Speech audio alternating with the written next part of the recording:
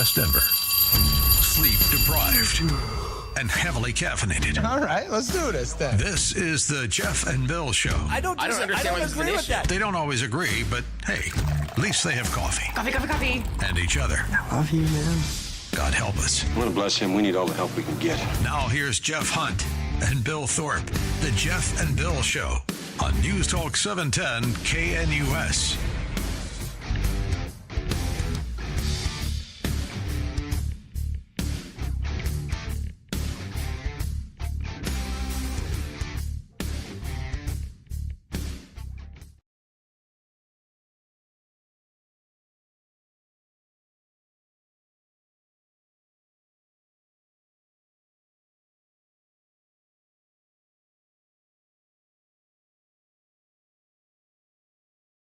Well, it's 7 a.m., 6 a.m. Goodness, we're already starting it off. I like 7 better. Let's do 7 a.m. I like 7 a.m. Right. All right. 6 a.m. in the Mile High City on this Tuesday, September 9th, 2025. Good morning, Denver, Colorado. You've tuned in to the Jeff and Bill Show News Talk 710 KNUS. I'm your co-host, Jeff Hunt, along with Bill Thorpe, bringing you the freshest insights, hottest takes from the right, left, and center. Got an absolutely fantastic show for you today. The U.S. Supreme Court coming up with a major decision that's going to allow, shockingly, ICE agents to look at ethnicity, language, workplace, and just showing up and asking if you might be here legally or illegally. Brett Kavanaugh calling it common sense. The libs on the Supreme Court losing their minds. We're going to talk about that coming up, as well as Trump's visit to the Museum of the Bible. He donated the family Bible to the Museum of the Bible yesterday. And then Dave Flaherty, president of Magellan Strategy, is going to join us on a big poll that came out. I made a video about this poll last night, retweeted by libs of TikTok on X, now at 154,000 views, pointing out that ICE has a higher favorability rating than the Democrat Party in deep blue Colorado. Love it. Plus, Jared Polis and Donald Trump coming in at the same levels as well. What does this all mean for the future of Colorado? We're going to get into that. But now it's time for news and comment with Mr. Blake Olson. Blake Olson. Blake Olson, news and comment.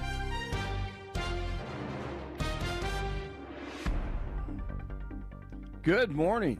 It's Tuesday, 58 and clear in Denver, expecting a high of 85 today. This portion of the news sponsored by Pastor Camp Heating and Air Conditioning at 303-777-1234 to learn more about special savings opportunities on Lennox equipment. Our top story, Weld County Sheriff Steve Reams warning the public that 21-year-old Devisa Ephraim could be dangerous to the community. He was released from jail because he was ruled, get this, of course, mentally incompetent to stand trial. He was arrested on suspicion to attempt second-degree murder and assault. Reams says state lawmakers create these laws, of course, to allow violent criminals to slip through the cracks, and great guys like Reams have to release them from jail. House Bill 1034 is the reason, signed by the great Governor Polis. Nice job, Governor. Republican State Senator Barb Kirkmeyer expected to announce that she's running for governor this afternoon. The Weld County State Senator also filed paperwork for her campaign Monday. Kirkmeyer served as a Weld County commissioner before being elected to the state Senate in 2020. Lone Tree Police asking for help with an ongoing homicide investigation. Officers were asked to do a welfare check at an apartment complex on Park Meadows Drive on Thursday. The officers found 57-year-old Kathleen Mayo dead inside the building. Anyone with information about her death is being asked to call the department's tip line. Homeland Security rolling out Operation Midway Blitz in Chicago, targeting criminal illegal aliens after DJT's repeated vows to crack down on the city's crime.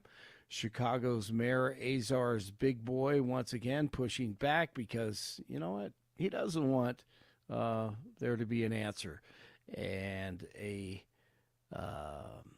an answer to the Windy City crime. And DJT discussing the horrific murder of Irina Zarutska, who, as we discussed on Monday, was stabbed to death on a Charlotte light rail train in August. And there was also a horrible killing recently in Charlotte, where I talked about, and so many others. And we're going to get to the end of it. And, you know, when you have horrible killings, you have to take horrible actions. And the actions that we take are nothing. This cashless bail started a wave in our country where a killer kills somebody and is out on the street by the afternoon. In many cases, going out and killing again. Cashless bail, and you try and reason with people like in Chicago with the governor and the mayor. You try and reason with them, and it's like you're talking to a wall. It's just. And then Stephen Miller on Fox News last night on Democrats allowing all this crime to flourish. The Democrat Party, Sean, is terrorizing the American people. Just think about what is happening in our major cities, the bloodbaths every single weekend. One victim after another, one shooting after another, one murder after another. When you have Democrat politicians like Pritzker and Newsom that are freeing illegal alien pedophiles, illegal alien child abductors, illegal alien murderers back into our streets to kidnap people, to beat them senseless, to stab them and shoot them to death, this is terrorism being waged against the American people. And House Democrats on the Oversight Committee releasing new material trying to link 47 to Epstein. Problem is, since the Russia hoax, they really don't have a lot of credibility, honestly. Epstein's estate begins turning over files to Congress under subpoena, with the committee unveiling a birthday greeting allegedly sent from DJT to Epstein inside the outline of a nude woman. The signature really isn't even close to 47's, and his former attorney, who doesn't even like 47, has already said DJT doesn't draw pictures. Pennsylvania-based PNC Bank is taking over Lakewood's First Bank in a deal valued at more than $4 billion. The deal is expected to be complete in early 2026, though an announcement claims both boards have already approved the merger. First Bank CEO Kevin Clausen says PNC will be helpful. We think they'll take us to a whole new level in terms of products and technology solutions that they provide. Once finalized, PNC will be Denver's largest bank with 14% of the area's branch share. When the deal closes, First Bank will transition to PNC branding and banking platforms. The president is weighing a possible federal takeover of the 9/11 Memorial and Museum in New York City as the anniversary of the attacks approaches. White House officials say the idea is still in early exploratory stages. Apple unveiling its thinnest iPhone ever today as it rolls out the new iPhone 17, 17 Pro, and 17 Pro Max.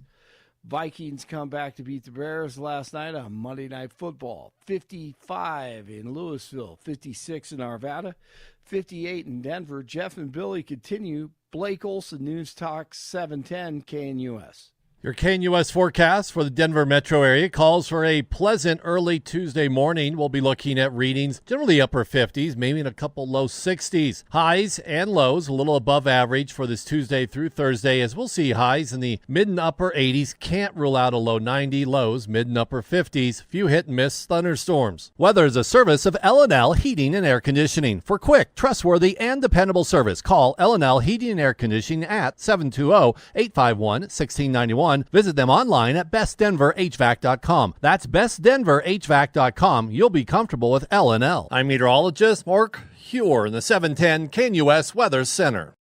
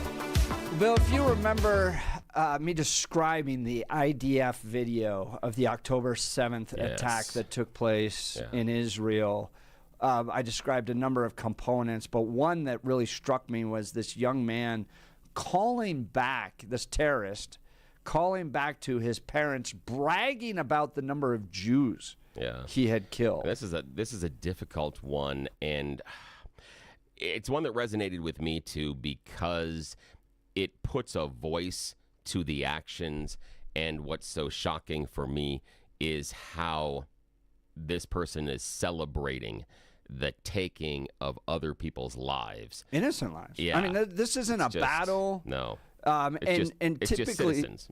Typically, if you watch soldiers battle each other, they kind of fight it out or do the killing or battle it out, but you don't see them calling their family members to brag about the number of Islamic terrorists that were killed, for instance. And the idea it wasn't armed combatants. These are, as you outlined, innocent families, and the celebratory nature of this is shocking. It's really shocking. This is audio that the IDF was able to capture of a terrorist using the cell phone of an innocent Israeli woman, calling back to his parents, bragging about how many he's killed.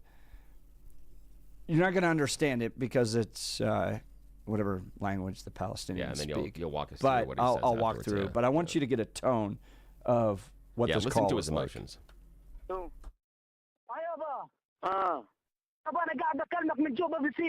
افتح الواتس تبعه قول له وهم شوف كيف القتلى شوف كيف قتلت بايدي يابا ابنك قتل يهود هاي دخلوا فلسطين يابا الله اكبر ربنا يحميك يا رب ربنا يحميك يابا ربنا يحميك يابا كلمك من جوال يهوديه قتلتها وقتلت جوزها الله اكبر الله اكبر ولله الحمد الله اكبر ولله الحمد يابا افتح الواتس شوف كيف قتلت يابا. Here's the translation of that call. Hi, Dad. I'm talking to you from Mefalsim, which is a city. Open my WhatsApp now, and you'll see all those killed. Look how many I killed with my own hands. Your son killed Jews. It's inside Mefalsim. Dad, the terrorist can be heard saying from the kibbutz in southern Israel in a recording the IDF had released shortly after the massacre. Abu Akbar, God is the greatest. May God protect you, his father responds. Dad, I'm talking to you now from a Jewish woman's phone. I killed her. I killed her husband. I killed 10 with my own hands. Dad, I killed 10 with my own hands, says that young man. Oh, my son, God bless you, the father replies. The phone belonged to Liraz Asulin, 38 years old, a Jewish woman who was killed while trying to escape the Nova Music Festival. Beautiful young woman, 38. Killed, and then her cell phone used by the terrorists that killed her and her husband to call back to his dad to boast of the killing of the 10 Jews. Well, got this word from my Jewish friends yesterday. That terrorist that made that phone call, killed in a targeted attack by Israel. So the headline coming from the Jewish News Service, Israel eliminates October 7th terrorist who boasted of killing 10 Jews. Israel on Sunday confirmed reports that the terrorist who had boasted had been eliminated by Israeli forces in the Gaza Strip. This is fantastic. I no empathy. Yeah, no regrets. Again, for me, this is where I have a difficulty with some of the whataboutism in the current Israeli-Hamas conflict. I'm not saying that I agree with everything Israel has done to prosecute the war. I do think that there are some things that should have been done differently and could have been done differently, but I'm not in charge. And what I have to remind myself is in October, the attack, regardless of the history of fighting between the two sides. This was an organized attack on civilians. And where I keep coming back to is when Hamas launched the attack, they targeted no military installations. And for me, that crosses a line. You could make an argument, I'm not saying I endorse it, but you could make an argument that if Hamas had attacked some military installations and then there were some innocent people that were killed, that is a tragedy and awful. But because they were attacking military installations, it sort of sits in a different pile. However, with this one, they came in and they went after innocents. They went after citizens. This was a direct act of terrorism, and it was done to inflict the most pain and fear to those that are not armed combatants. None of the people, well, and I shouldn't say none, but almost none of the people that were attacked and murdered that day were armed because they didn't have time to, and that was the plan. That's different than attacking a military installation where the soldiers don't have time to arm themselves. It's totally different when you're attacking a civilian population. Hamas attacked a civilian population, made plans to do it, and carried out those plans. That, for me, changes the nature of the conflict and changes the nature of the war. I'm glad he's gone. Glad. And if you've been tracking this at any point and looked at the type of educational material that the Palestinians have for their kids, it is this type of vitriolic hatred towards the Jewish people. And it comes out in that attack where, I mean, this young man thinks he's making his family proud. Yeah. Not by attacking a military installation, not by winning a military victory, but by killing innocent Jewish people. Yeah. He feels like he's making his father happy. And then that raises questions about how you could have ever continued to live next to those people. That's why I don't fault Israel at this point from just going, look, we got to take it all over. We can't.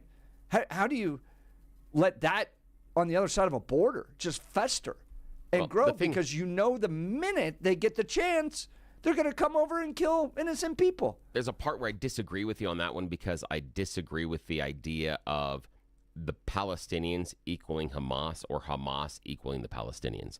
I think that is a line that we need to be very, very careful about because I don't think it's fair to lump all the Palestinians into the group that is Hamas. This guy is Hamas, had bought into it hook, line, and sinker, and he is carrying out and thinks this is his right and his duty and should be celebrated. I'm not certain that every Palestinian would share his same worldview on this military operation, on the idea and what he did. I'm not sure everyone would. So, and that's what worries me in the conflict is the assumption that all the Palestinians are like this, because if they are, that gives breath in my mind to Donald Trump's idea of ethnic cleansing. And I don't mean that by killing them. I mean that by moving them, because ethnic cleansing can just be pick up a population and move them somewhere else. Yeah, I disagree because I've spent time with Palestinians, and I'm not saying that Palestinians are all murderous type of people. But what I have seen, I spent 4 days walking around with them outside the DNC. To a person, they all really hated the Jews. I mean, really hated them. And when you see the Free Palestine stuff and what's happened in this country, Free Palestine to me is just code word for Antifada. Hate the Jews, kill as many Jews as you can. It's become intermixed. So what I don't see from Palestinians is a willingness to allow Israel to exist and to figure out a peaceful solution.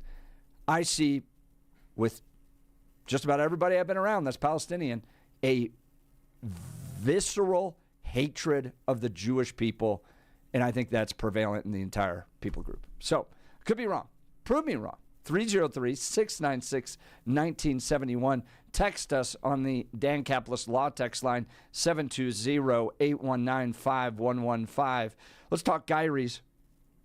We went to a Gyrie's location out there in Parker, and this has been a fantastic experience, primarily for my wife, who's got the kind of design mind that you have for our home, right? I just kind of do the chores and mend fences and take care of animals, stuff like that. My wife is the one that actually makes it a home. And she has been working with Guy Rees to figure out great custom blinds, shades, and shutters for our house. They were out yesterday, actually, doing final measurements for what they're going to be installing. We've had a great experience with a professional designer in our own home. And it's not just blinds, it's paint, it's window treatments, it's full room decor. They offer personalized in-home consultation where they'll bring the paint samples to you, bring the blind samples to you, and you can see how they're going to look in your home. So do yourself a favor. Get started today. Visit Guy Rees by going to GUIRYS.com, GUIRYS.com, GuyRees.com to schedule your in-home consultation. Great people. You'll be sure to thank me. Let's go to the phone lines. Herb, Denver. Good morning. Herb, you're on with Jeff and Bill. Morning. Hi there. I don't know if you remember, my father was a Holocaust survivor, concentration camp survivor, and I'm extreme pro-Israel. And I had a call because, Bill, you are making me so darn angry. Okay. You are wrong. You are wrong. Come on. In what way? You got the facts wrong. Okay. In You what way? said the Gazans didn't attack any military installation. That is just a fact wrong. They did attack a military operation installation there, and they took those soldiers. They killed them, and they took some of those soldiers back. They if you were watching, you would have seen those soldiers on displayed on the videos during the. Some of them were given back. Okay, number two. About the. Herb, I got a question. I got a question for you on that. So you're saying that I'm wrong. So I could be wrong easily on the idea that there was an attack on a military installation. The overwhelming target of the attack was what? Military targets or civilian population? That's just a minor fact. Okay, I agree with you on that. Now, Herb. Now that's important, Herb, because that colored and characterized my statements. That when Hamas attacked the innocents, that's wrong. Okay, that's it. Okay, continue. Okay, and on the you saying, oh, I can't criticize the Palestinian people in the Gaza. Now, don't forget, I contend there are no innocents in Gaza because in kindergarten they are indoctrinated to kill Jews. These people are they are Nazis. They are no different than the Nazis who killed Jews during the Holocaust in the concentration camps. So that's what I'm trying to tell you. We're all Jews Nazis. What? All Germans, you mean? All Germans Nazis. We're all Germans Nazis. Okay, most Germans were part of the Nazi Party. That I would say that is true. Most Germans were part of the Nazi Party. They all came out into those Hitler rallies. The one that one guy you mentioned who committed those crimes and called his father, he was part of basically he was equal to the Hitler Youth and the SS. My question is, how, Herb, would you ever expect anybody to live next to a group of people that feel that way about you? I just don't. This is why I give Israel a lot of leeway in what they're trying to do, because what they've learned over time is that if you just try to go peaceful, what you see out of the Palestinians, and I say Palestinians, not just Hamas, but the Palestinians, is that they rearm, they regroup, and they wait for that time to kill as many Jews as they can. So if I was said, I would carpet bomb the entire Gaza and not leave a living soul. Would that be ethnic cleansing? Like I said, no one is innocent. Gaza. Herb, would that be ethnic cleansing?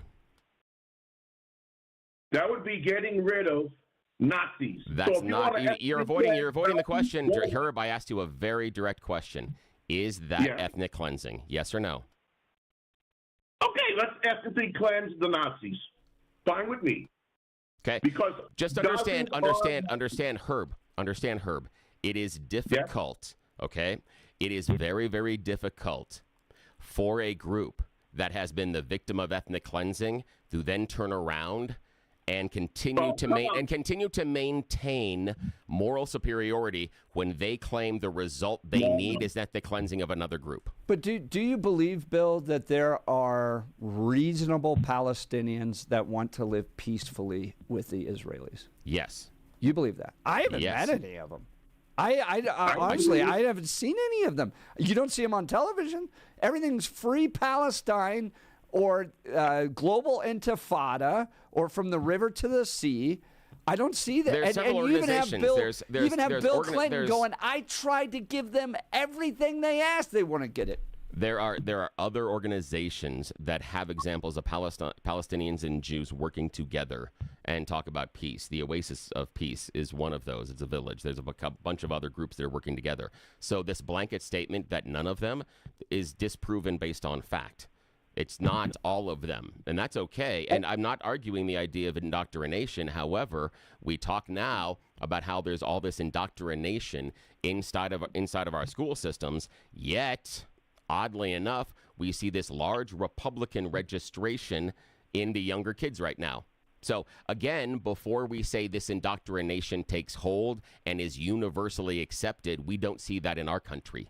We don't see that at all. So again, you're looking for. I disagree. I'm just saying what's proven. What's proven right now is the idea if all these kids are being indoctrinated to be these march in lockstep liberals, we don't see that based on voter registration. We don't see that based on voter behavior. We just played an audio of a guy that was killing Jews based upon that indoctrination. Yeah, Herb, I'll give you the final word here. That is an example, but he is not a universal example of everybody. Herb, go ahead. Final word. Let's not forget what it says in the Quran. It says that you can lie in order to profess. The ultimate goal of Islam is the submission and the conversion of the entire world. Let's not forget that. Herb, appreciate the call. Thanks so much. Great to see you at the Taste of Denver, by the way. All right, we'll continue. Phone lines are hot. Join the conversation by giving us a call. Did I say Taste of Denver? Taste of Douglas County. Taste of Douglas County, yeah. Taste of Douglas County. 303-696-1971. 303-696-1971. Text us on the Dan Caplis Law text line at 720-819-5115. You're listening to The Jeff and Bill Show. This is Denver's Talk Leader News Talk 710 KNUS.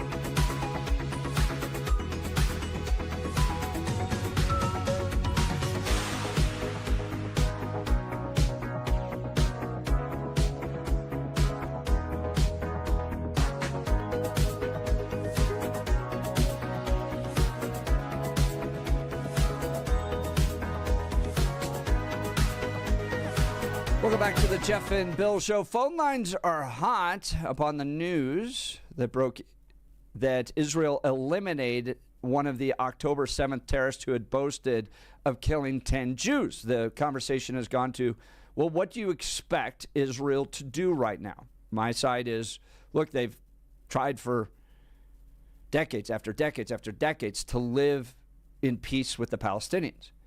The Palestinians, as you saw in this audio, have raised their kids to celebrate the killing of innocent Jewish people. I don't know as a nation how you live next to people like that. Okay? There's just, they've tried, and every time they've gotten to a place of peace, the Palestinians, not just Hamas, but the Palestinians have used it as a opportunity to rearm, get ready, and to attack again innocent Jewish people. Yeah, I disagree with you using Palestinians there. That's Hamas, but that's okay. We can continue the discussion. Yeah, and I point that out just because I've spent time around Palestinians, and what I don't see, and what Bill Clinton has confirmed, is that they don't want peace with Israel. That every time they've been offered peace, not just Hamas, but the Palestinian people, they don't want it. They want the elimination of Jewish people. In June of 2024, there was a poll done about elections, that if elections were held today or in the near future, what percentage would vote for Hamas to continue to rule? 34%. 34% of Palestinians would vote for Hamas to continue in power. And that's in June of 2024. They don't hold elections because they'll lose. That's the reason. That's why they don't hold elections, because they'll lose. Yeah, Bill, I just disagree. I mean, you could go. This is a poll from the Palestinians. Right. What am I supposed to do? We just went to a war with the Palestinian people and Hamas, and you don't see big groups of people going, release the hostages. It's their own people. They're not yelling at Hamas going, release the hostages. Instead, you get guys like this that are flying over, killing innocent Jews, and calling their parents back to celebrate it. But he would be defined as a this person in Hamas. War would end That's today if the hostages were released. Where are the Palestinians calling for Hamas to release the hostages? I'm not certain. I don't think the war would end today if the hostages were released. I'm not certain. I don't think that's a true statement. I have a feeling that Israel wants more control over Gaza. All right, so let's say it doesn't. Where are the Palestinians calling for the release of the hostages? I don't know. I will look. But what I do know is that in June of 2024, and these are the Palestinians in a poll, 34% would vote for Hamas to continue to be in power in the Palestinian Authority. It doesn't reflect their actions. I'm sorry, it just doesn't reflect their actions. So I don't trust the poll. I don't care what the poll says. You're conflating there, because the guy that we play on October 7th is an awful human being, but a member of Hamas. Their actions are atrocious. I worry about the fact that we're painting with a broad brush, that we're just going to assume that they're all like that, even though we have lots and lots of information that they're not. I don't think you have lots of information that they're not. I think you have decades and decades of experience of them showing that what they want is from the river to the sea. You see it in the chants. You see it in the people that march outside the DNC, that it was... There was one guy that showed up with a Israeli flag. One guy. And it was like hornets. And I have video of it. They're screaming at the guy. All because he just had one Israeli flag? They are not reasonable in what they want. They want the extermination of the Jewish state and the Jewish people, and they talk about it regularly. Let's go to Marcus and Aurora. Good morning, Marcus. You're on with Jeff and Bill. Morning. Morning, guys. Yeah, I agree with Herb and Jeff here. The whole thing behind this, it's not Hamas, it's the Quran. Muhammad married a 9-year-old girl, and their way of life and their belief is very dangerous. Hamas is only a part of their life. Peter Boyle's an expert on this, but the way that they look at it, when the gays and trans march with them, they don't realize they will kill. Yeah, I understand that about the gays. However, Peter Boyles has been the one here on KNUS that has brought Palestinians on the air and has received a whole lot of people calling, texting, and a whole bunch of anger over giving voice to the Palestinians. He's had them in the studio here on Saturdays. So while he does say there's problematic things about the Quran, saying that he agrees in exactly the same thing that you're saying, I would disagree with. No, I didn't say that. That's Peter's a different point. I'm just explaining the Quran is a way of their life. Not again. And there are two different sects inside of Islam. And again, see, just there's always two different sects, but it all comes down to the Quran. But I know, but the issue being there are people that interpret the Bible differently. Is there a single Islamic state on either side of those two sects that treats Jewish people respectfully? I don't know. You won't see it. No, you won't see it. And also, do they have a soccer team or anything? I don't know. Israelis or the Palestinians? Palestinians, do they have a soccer team or baseball or something? I know, but Palestine doesn't. But Marcus, other countries do that are Islamic. I don't know what the point is. I'm not sure what the point is. No, I just wondered out of curiosity. Oh, okay. All right, Marcus, Aurora, appreciate it. Thanks so much for the call. Let's go to Rod in Littleton. Good morning, Rod. You're on with Jeff and Bill. Good morning, guys. Here's the problem. The Hamas controls everything, all the information coming in and going out. They control the food.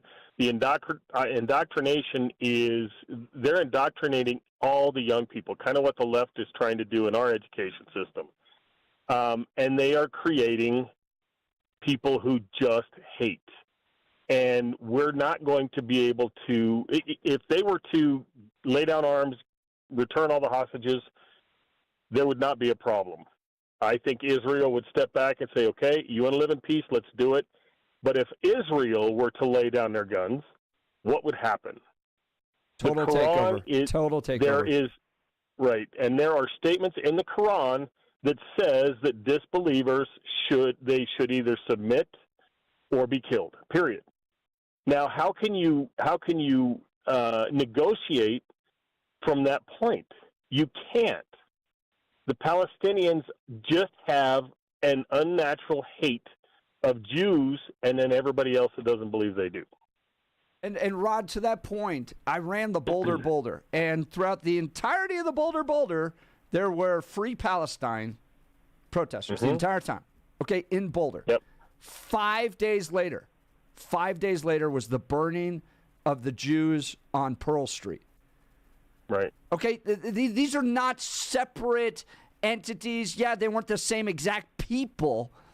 But if you're going to live in a fairy tale world where you can have Free Palestinian protesters for the entirety of the Boulder, and then 5 days later, Jews being lit on fire in Pearl Street and not see the connection, it's bizarre to me. Now, Rod, the one thing I would push back on is I do agree that the fighting would stop if Hamas would lay down their arms, but I disagree that Israel would work towards a two-state solution. Netanyahu, over the previous 24 months, has repeated the fact that he is against a two-state solution. He would not allow a Palestinian state, so they couldn't. So the idea of, I understand, you are correct about the fighting stopping when the arms are laid down by Hamas, and if Israel did the same, it would be absolute bloodshed. You're 110% correct. But what I don't see is I don't see the idea of this two-state solution later on, and this is the problem that I see, is if Hamas lays down their weapons and there isn't a path to a two-state solution, aren't they then just asking to be wiped out?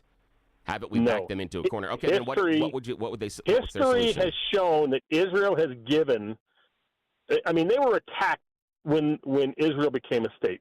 They have offered on, I believe it's 3 occasions, for a two-state solution. Rod, and one of those. Stop right there, Rod. That is in the past. You're right. Rod, I'm dealing with recent history. I'm talking about now. And right now, the man that is leading Israel says a two-state solution is not possible. Saying Palestinians in the past rejected it is accurate, but not necessarily germane to now when Israel is the one rejecting a two-state solution. Right now, we have both sides not saying there's no state, there's no solution. I don't see what the solution possibly is then. It is, Jermaine, because we have history between the two. They were given the opportunity to have that. And now Israel's saying, you know what, we need you to stop the crap that you're doing, and we will live in peace. No, that's not what they're saying. That is not, Rod, that is not what Netanyahu's saying. It's not what he's saying. You're mischaracterizing Netanyahu is saying, my people have been attacked since the beginning of our country. And I'm not going to just say, let's have a two-state solution. I will let you live in peace. You prove to us that you will live in peace. And then I'm sure at some point they can come to an agreement. Wait a minute. I understand. Hang on, Rod. How does this living in peace look for you? If they don't have any self-determination, if they don't have any rights as far as a state, what do you mean by living in peace? Isn't that just living? Isn't that just living under subjugation? No. Stop killing Jews. Rod, stop. Rod, I already said that you are right about the idea of Hamas laying down their weapons. What I'm bringing up is, even if Hamas and the Palestinians stop killing Jews, Netanyahu says you don't get your own country. That doesn't get them to a solution. That's the problem, Rod. What you're saying is the solution doesn't give the Palestinians freedom or self-determination. That's an issue. Look what they've done with their freedom. They have to earn it. You can't give them freedom. They kill Jews when they get the freedom to do so. All right, Rod. They need to earn it, period. They need to earn that. Rod Littleton, sure appreciate the call. Thanks so much. What do you want to do, Bill? You want to try to get one more in? Okay, let's go to Rob Littleton. Good morning, Rob. You're on with Jeff and Bill. Morning. Good morning, guys. I had the privilege of going with Peter Boyles to Israel about 10 years ago for a 2-week trip, and it was absolutely fascinating. We had primarily a former IDF tour guide, and this was a tour organized by your station. And then we spent 2 different trips into what they call Palestine or the West Bank, and there we had to have Palestinian tour guides because they would not allow the Israeli tour guide into that area. There was an intifada that had been passed just prior to our arriving by some Palestinian cleric to stab the infidels, pick up any knife, any weapon you can, because, of course, they don't have guns for the most part. And every day that we were in Israel, somebody somewhere was getting stabbed by someone. And my wife and I actually witnessed one of the events where 2 14-year-old boys stabbed 2 IDF soldiers right at the Damascus gate of the old city.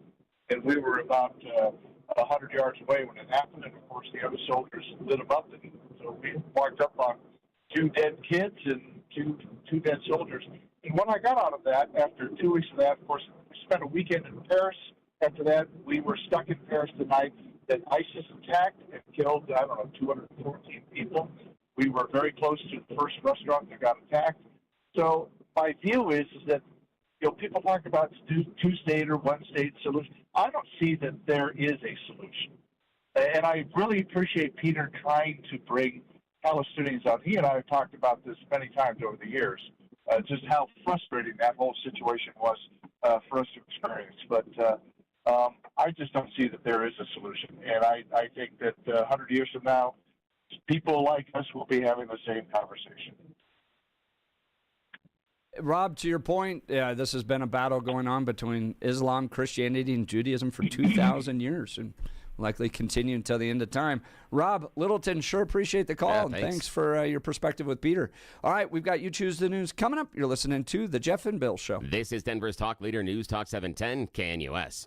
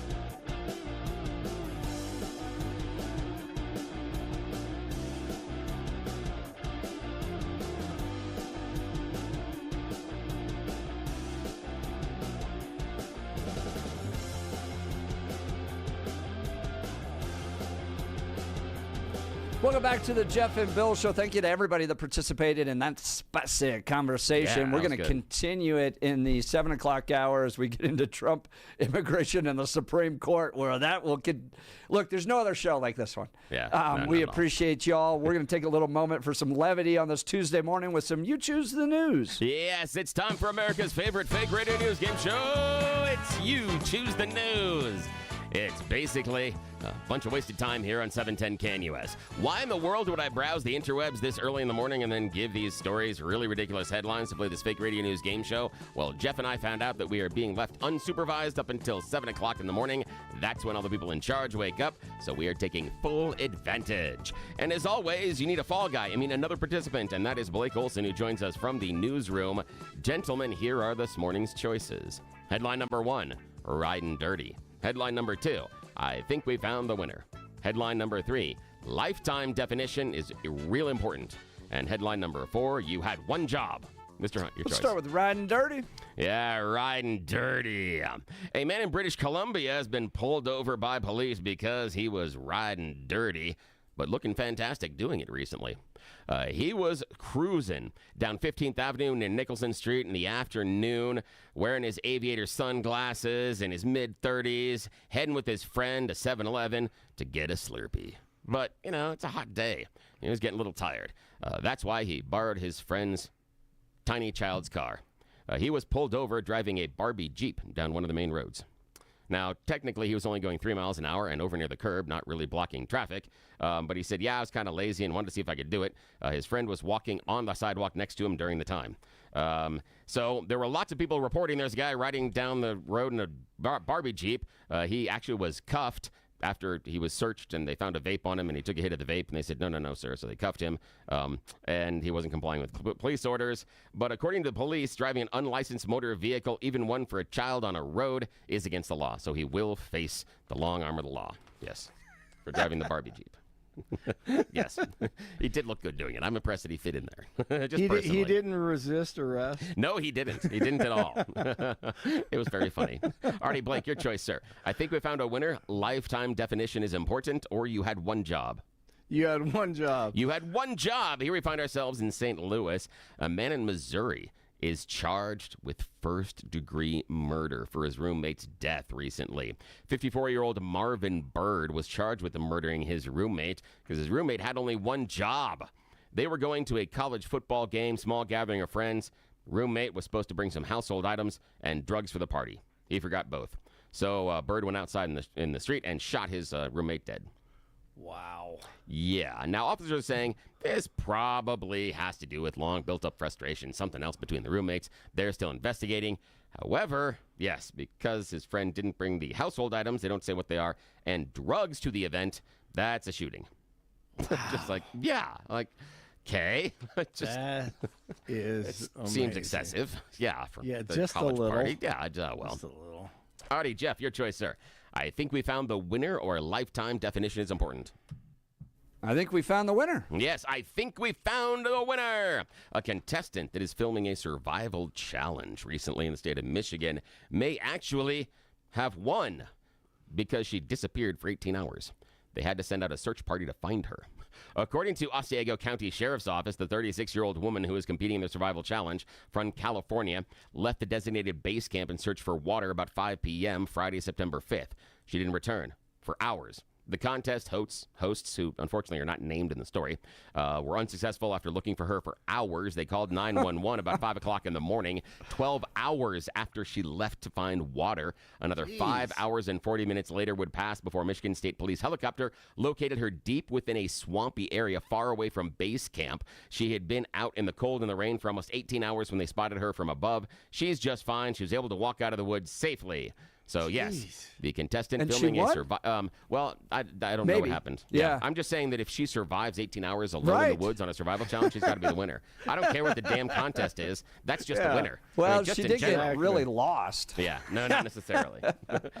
Where's the water? Ended up in a swamp. You can't really drink that water. No, she didn't. But yeah, that far away. Okay, how many of us ever getting lost in the woods? Because I know you've been getting some hiking and stuff. Yes. Yeah? Yeah, me too. Late at night.